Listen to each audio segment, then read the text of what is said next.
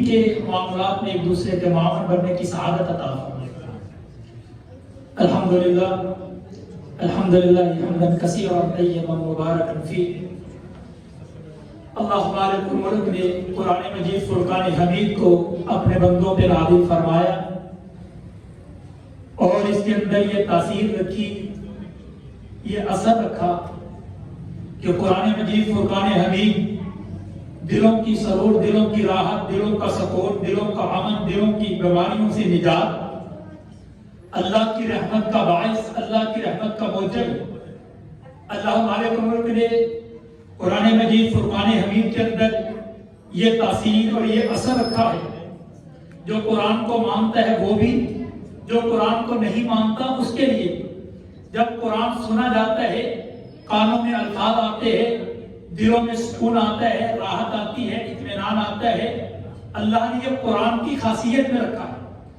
اللہ نے اپنے قرآن مجید فرقان حمید کے ساتھ سے پارے کی ابتدا میں ہی اسی واقعے کو نقل فرما دیا کہ حضرت رسول اللہ صلی اللہ علیہ وآلہ وسلم کے جان نثار جب مکہ کے اندر ان کا حصار، ان کا گھیراؤ تنگ کر دیا گیا، ان کا رہنا سہنا مشکل کر دیا گیا، اللہ کے حکم کے ساتھ نبی کے صحابہ مکہ سے نکل کر کے حبشہ کی طرف ہجرت کر گئے اور مشرکین مکہ کو یہ بھی برداشت نہ ہوا۔ انہوں نے کہا کہ ہم ان کو لے کر کے واپس آئیں گے۔ مکہ سے ایک وفد حبشہ کی طرف روانہ کیا گیا۔ وہاں نجاشی بادشاہ جس کا نام نامی اس میں گرامی اسہامہ ہے، جا کر کے پہنچے اور جا کر کے کہا ہمارے بدر مدار علاقے سے، ملک سے، شہر سے، مکہ سے کچھ ایسے بے دین لوگ بھاگ کر کے آپ کے ملک کے اندر پناہ گزیر ہوئے ہیں جو نہ رب کو مانتے ہیں، نہ ہمارے الہوں کو مانتے ہیں، نہ ہمارے آبائی داد کے دین کو مانتے ہیں۔ وہ بے دین، وہ صابر لوگ، بلکہ ایک کاری ضرب یہ بھی لگائی، وہ تو آپ کے مذہب کو بھی نہیں مانتے، وہ تو عیسیٰ اور مریم سلام اللہ علیہ کا بھی انکار کرتے ہیں۔ جناب اسہامہ نے، جن کا رقم نجاشی تھا، کہا کہ جب تک میں ان لوگوں کو مل نہ لوں میں ان کو آپ کے حوالے نہیں کر سکتا۔ بلایا گیا مسلمان مٹھی بھر جب اسہامہ کے دربار میں پیش ہوئے، اپنا لیڈر، اپنا قائد حضرت جعفر طیار رضی اللہ تعالیٰ عنہ کو مقرر فرما دیا۔ جناب جعفر بات کرنے کے لیے آگے بڑھے۔ جناب جعفر رضی اللہ تعالیٰ عنہ سے پہلا ہی سوال ہوا، اور جو تمہارا نبی لے کے آیا ہے وہ سیدہ مریم اور سیدنا عیسیٰ کے بارے میں کیا کہتا ہے؟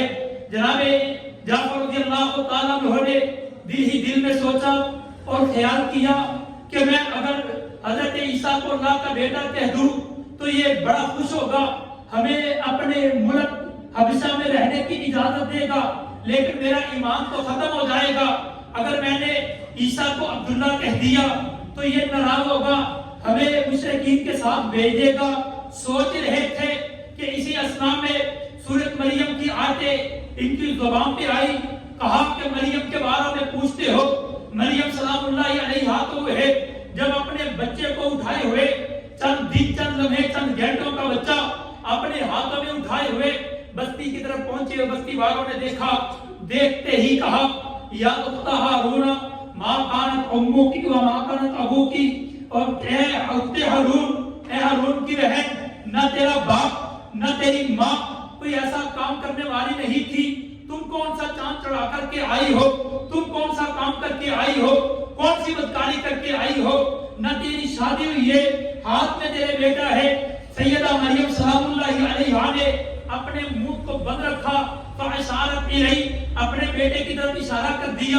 قوم کے لوگوں نے بڑھ کے کہا اے مریم، ایک چوری کرتی ہو، اوپر سے سینہ دوری بھی کرتی ہو، اور چند لمحوں کا، چند گھنٹوں کا، چند دنوں کا یہ بچہ جو مہد کے اندر، جو گود کے اندر ہے، کیسے کام کر سکتا ہے؟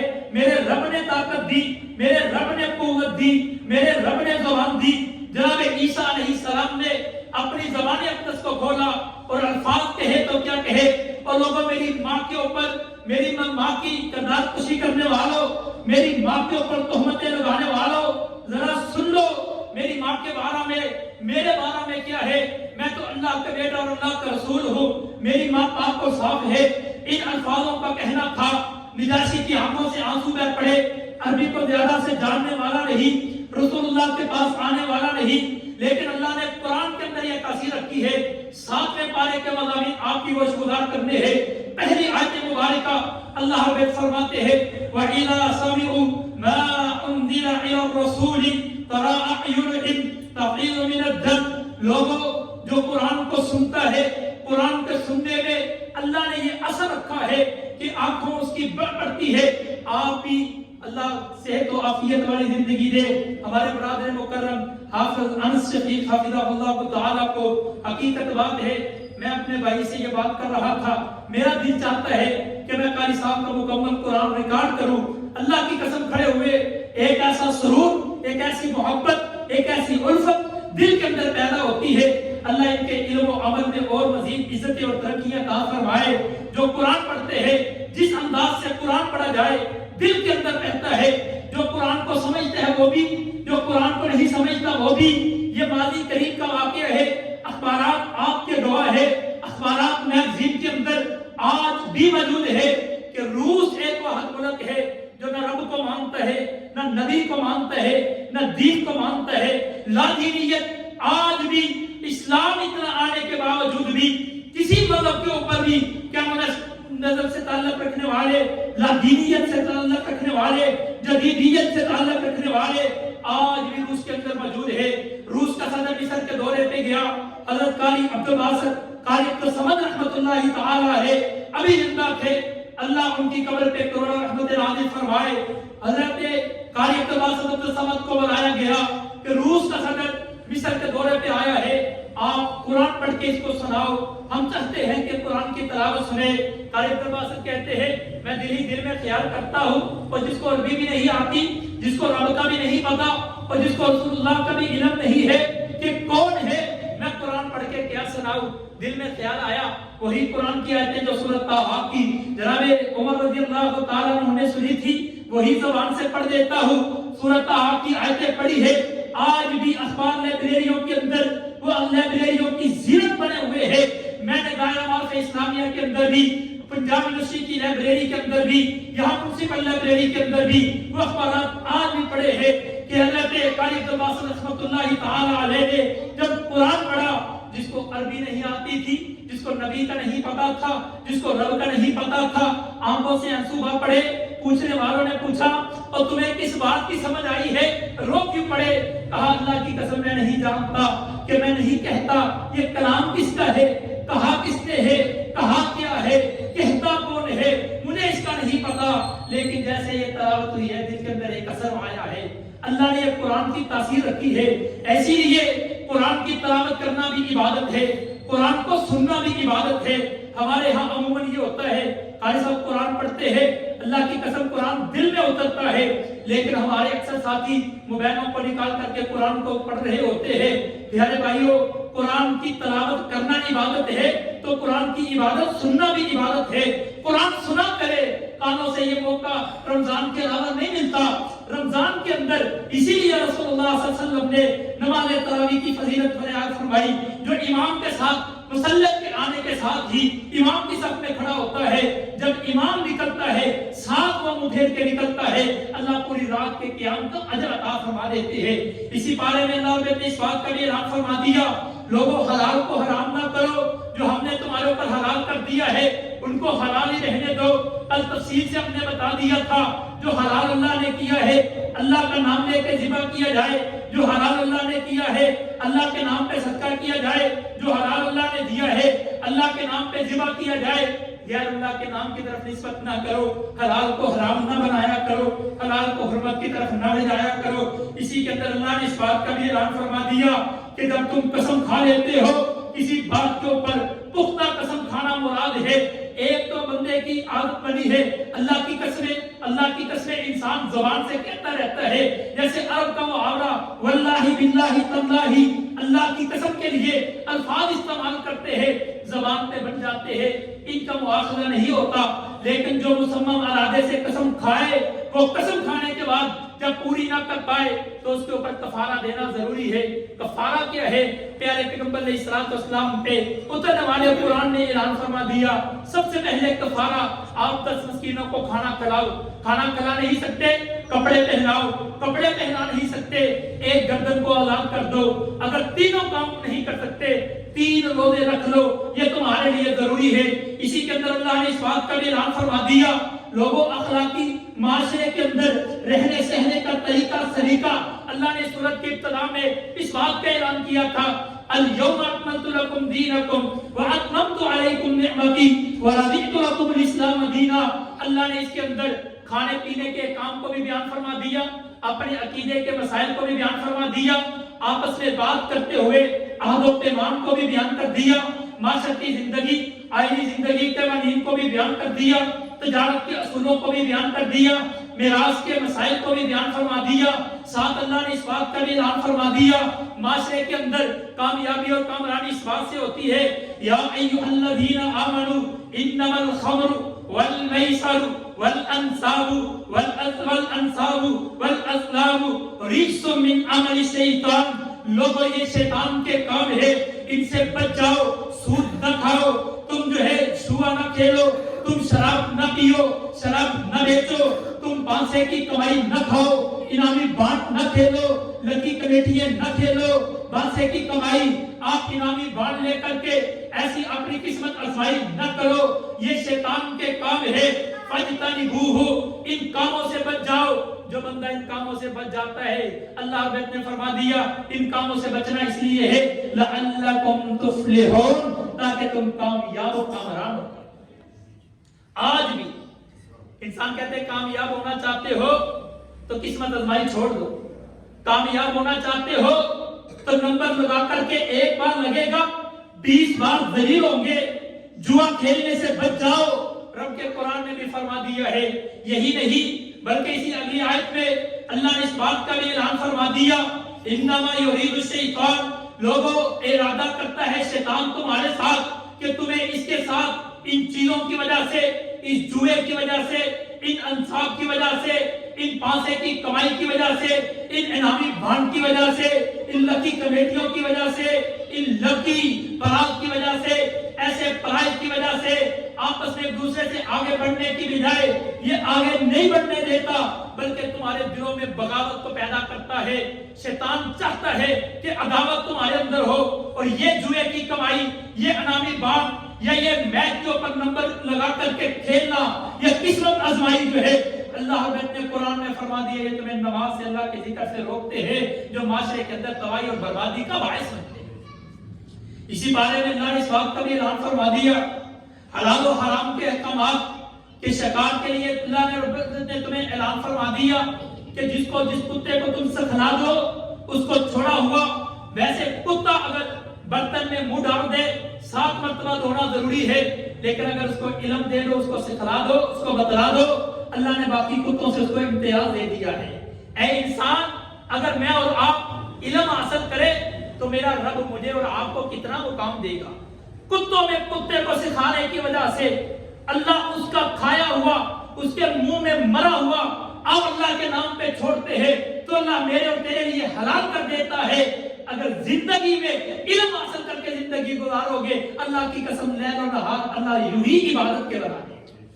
اسی لیے تو رسول اللہ صلی اللہ علیہ وسلم نے فرمایا میری امت کے علماء کی, میری امت کے عابدوں کے اوپر ایسی فضیلت ہے جیسے میری آپ کے ادنا کے اوپر فضیلت ہے, جیسے چاند کی ستاروں کے اوپر فضیلت ہے, جیسے اللہ کے نبی علیہ السلام نے فرما دیا عابد کے اوپر عالم کی فضیلت یوں ہے کہ عابد ساری رات کھڑا عبادت کرتا رہے, عالم ساری رات سویا رہے, اس کو ایک آیت سے کھلا دے ساری رات عبادت سے نہیں بہتر ہے.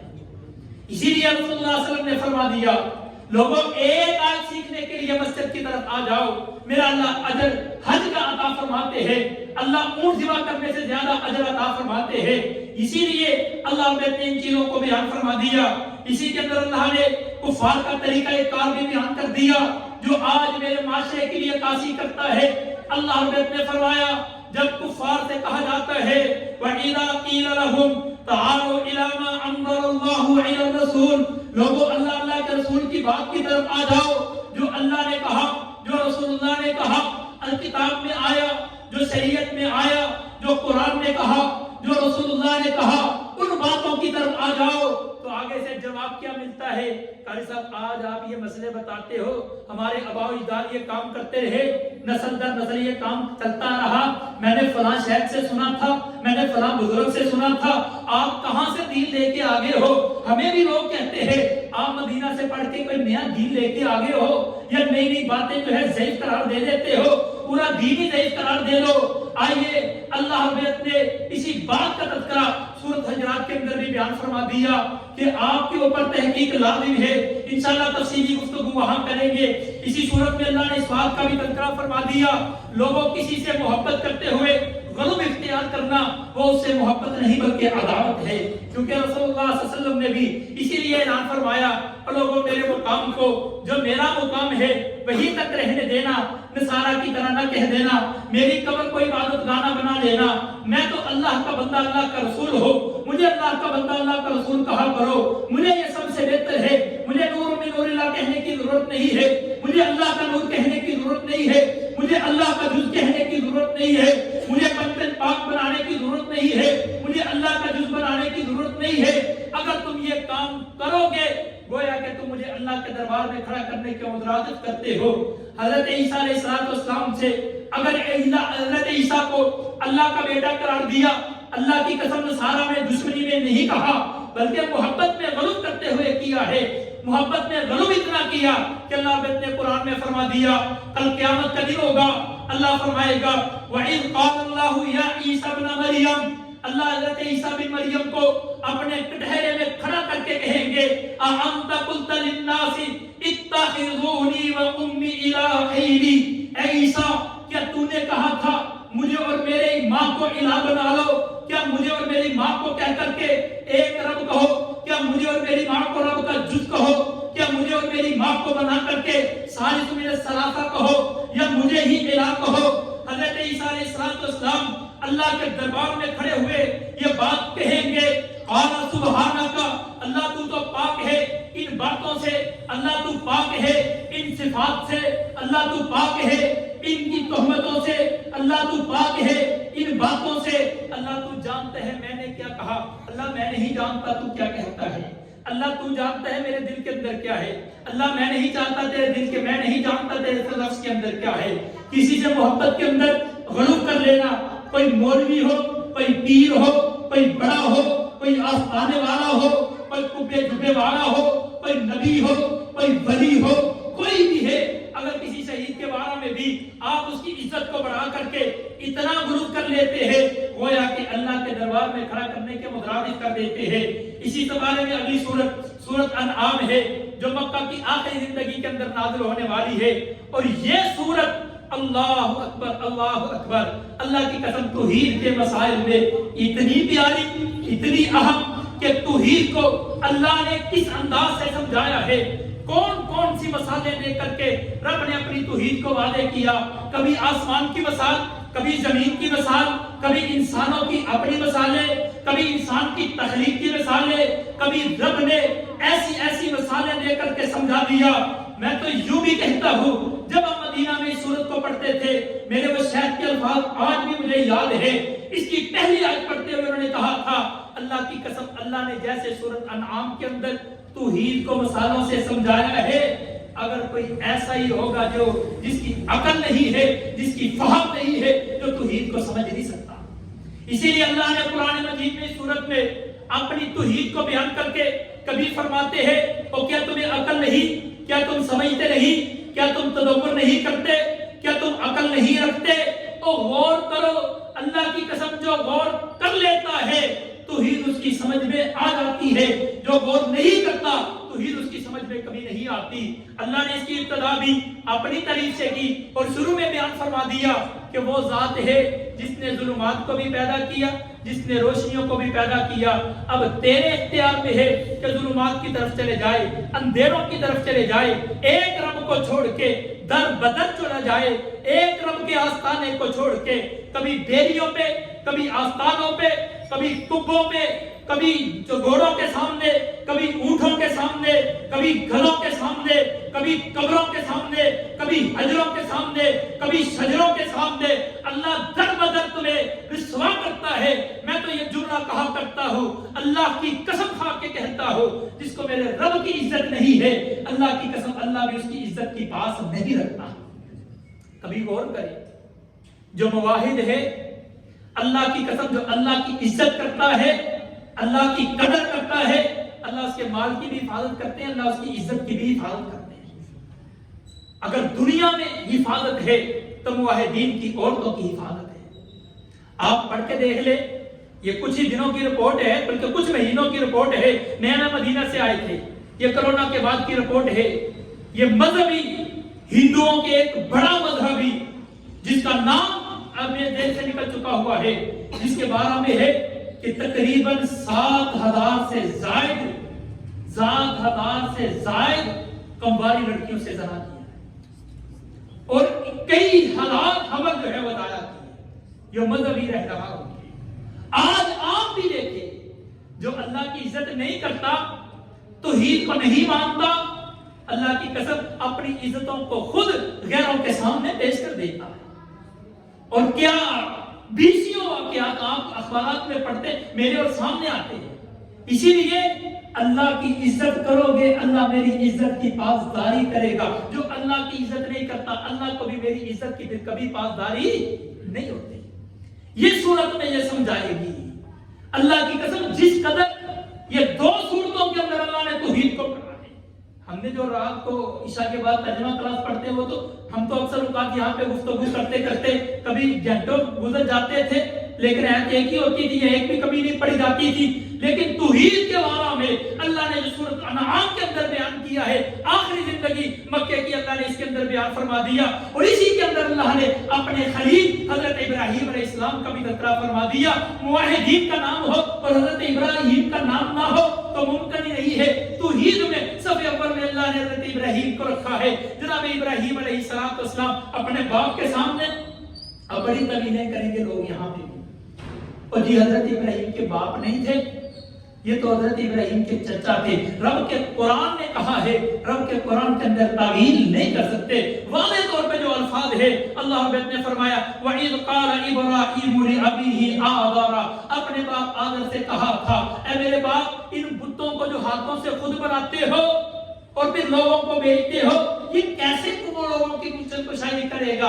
میں تو آپ کو بھی آپ کی قوم کو گمراہ پاتا ہوں، پھر قوم سے نکالے گے، پھر اللہ نے کیسے عزتیں دی، انشاءاللہ یہ تو سورۃ ہود کے اندر تفصیلاً بیان فرمائیں گے۔ اسی لیے اللہ نے اس بات کا بھی اعلان فرما دیا، اور رسول اللہ صلی اللہ علیہ وسلم نے فرمایا، صحیح حدیث ہے کہ پیارے پیغمبر فرماتے ہیں کل قیامت کا دن ہوگا، حضرت ابراہیم سامنے کھڑے ہوں گے، کہیں گے اللہ میں تیرا خلیل ہوں، آج میں اپنے باپ کی سفارش کرنا چاہتا ہوں۔ ابھی یہ الفاظ ہوں گے، اللہ حضرت ابراہیم کے باپ کو ایک خون آلود بچھو کی شکل میں پاؤں میں گرا دے گا، اور وہ بچھو کی شکل میں اٹھا کر کے جہنم میں گرا دیا جائے گا۔ بات مکمل نہیں ہوگی، کیونکہ اللہ مشرک کے بارے میں کبھی بھی رعایت نہیں کرتے، نبی کا باپ کیوں نہ ہو۔ یہی صورت تو ہے، اللہ نے 1 نہیں 2 نہیں 10 نہیں، اللہ نے کم و بیش 17 نبیوں کا نام ذکر کیا۔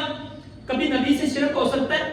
نہیں۔ کبھی نبی شرک کر سکتا ہے؟ نہیں۔ ایمان یہ ہے کہ نبی کبھی شرک نہیں کر سکتا، لیکن اللہ نے مسئلے کو سمجھانے کے لیے، مسئلے کی وضاحت کے لیے، مسئلے کی اہمیت کے لیے، مسئلے کو سمجھانے کے لیے، لوگوں کو بتانے کے لیے، اور مجھے سب سے زیادہ، اللہ کو سب سے زیادہ اگر برگزیدہ لوگ ہیں وہ اللہ کے نبی ہے۔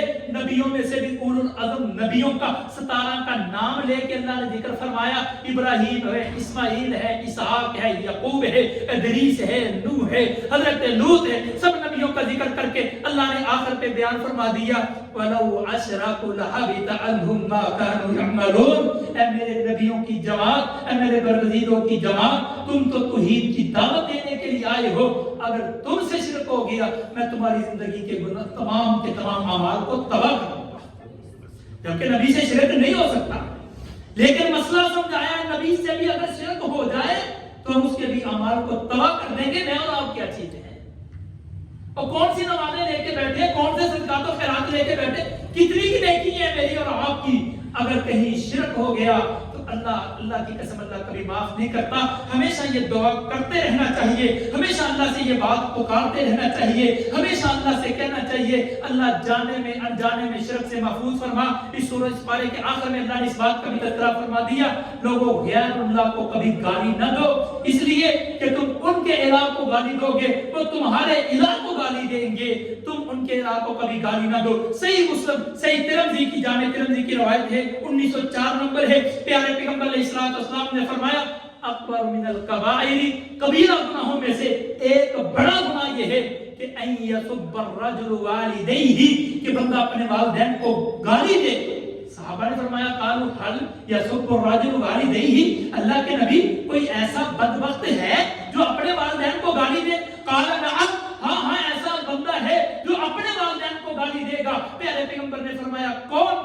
ان یسب الرجل اباہ ویسب اباہ, ان یسب الرجل امہ ویسب امہ, جو وہ دوسرے کے باپ کو گالی دیتا ہے اس کے باپ کو گالی دیتا ہے, گویا کہ اس نے اپنے باپ کو گالی دینے کا ذریعہ بنا. اسی لیے اللہ رب نے بھی فرما دیا کم علم کی وجہ میں تمہارے سچے رب کو گالی دیں گے, میرے رب کو تو یہ بھی جو ہے معلوم, یہ بھی میرے رب کو منظور نہیں ہے. اللہ سے دعا ہے اللہ مجھے اور آپ کو صحیح معنوں میں عقیدہ توحید عطا فرمائے. اللہ مجھے اور آپ کو عقیدہ توحید کی نعمت سے مالا مال فرمائے. سب سے بڑی نعمت, سب سے بڑا انعام, سب سے بڑا اکرام, سب سے بڑی شان, سب سے بڑی شوکت اللہ کی قسم عقیدہ توحید ہے. رب سے عقیدہ توحید مانگ لو, باقی ساری غلطیاں اللہ معاف کر دے گا. عقیدے میں کبھی اللہ کبھی معاف نہیں کرے گا. میرے ملک کے اندر مناظرے رفع الدین میں ہوتے رہے, نماز میں ہوتے رہے, فروعات میں ہوتے رہے. ہم نے مدینے جا کر کے جو سیکھا جو کہا وہ صحیح بات یہی ہے کہ عقیدہ ضروری ہے, باقی باتیں بات کی ہے. آپ نماز درست کروا رہے ہیں, عقیدہ درست نہیں ہوتا, نماز کس کام کی ہے؟ آپ حج بھی کر لیں, صدقات و خیرات بھی کر لیں, اور بیت اللہ بنانے والے بیت اللہ سے بڑھ کے کوئی نیکی ہے؟ بیت اللہ بنانے والے اگر ان کا عقیدہ درست نہیں, اللہ وہ بھی نیکی قابل قبول نہیں ہے. ہم نمازیں پڑھیں, صدقات دیں, خیرات کریں, مسجدیں بنائیں, عمرے کریں, حج کریں, جہاد کریں, اگر عقیدہ درست نہیں ہے تو کوئی عمل قابل قبول نہیں ہے. اس لیے عقیدہ اللہ میرا اور آپ کا درست کر دے, یہی میری اور آپ کی کامیابی ہے, اسی میں کامرانی ہے, اسی میں نجات ہے, اسی میں سکون ہے, اسی میں راحت ہے, اسی میں اطمینان ہے. اللہ مجھے اور آپ کو موت دے تو ایمان کی حالت میں دے, آخر وقت اللہ کلمہ نصیب فرمائے. وآخر دعوانا الحمدللہ رب العالمین.